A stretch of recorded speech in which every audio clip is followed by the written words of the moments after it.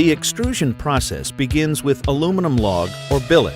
These logs are 22 feet long and weigh on average 1,200 pounds. Logs are available in 7-inch, 8-inch, and 10-inch diameter, with alloys such as 6063, 60005, 6463, and 6061. The log or billet is fed into an oven, which heats the aluminum up to around 900 degrees Fahrenheit. This brings the billet to a plastic state, where it is malleable under extreme pressures, but not molten. The log exits the oven and is sheared to an extrudable length, usually about 30 inches depending on the shape being extruded.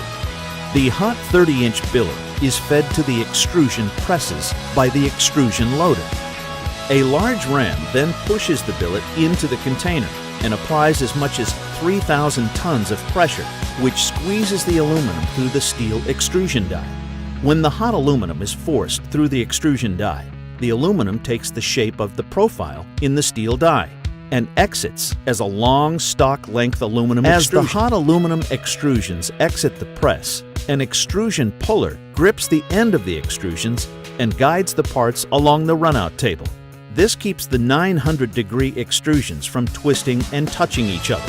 On the runout table, a series of fans will cool the parts to room temperature. At this point in the process, the aluminum extrusions are at a soft state, T4 temper. Post-artificial aging is used to reach harder tempers, such as T5 or T6 tempers. There are other forms of cooling during the extrusion process, such as water quenching, which allow for harder strength tempers through artificial post-aging. Once the aluminum is extruded to the 150-foot table stock length, each piece must be separated from the continuous extrusion process by cutting with special movable hot saws. After separation, the extrusions are transferred to the cooling table, where it is allowed to cool. As the aluminum extrusions cool, they shrink and distort. After the parts reach room temperature, the next process stretches the aluminum back to its non-distorted condition.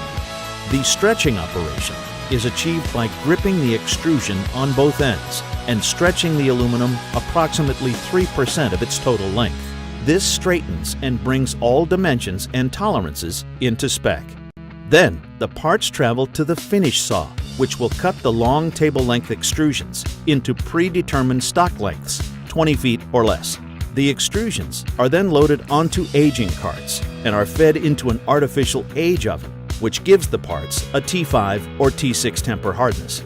An extrusion die is made of H13 steel and comes in various sizes and with a varying number of profile holes. Some dies are as large as 15 inches in diameter and can have between 1 and 8 profile holes, depending on desired extrusion design pressures.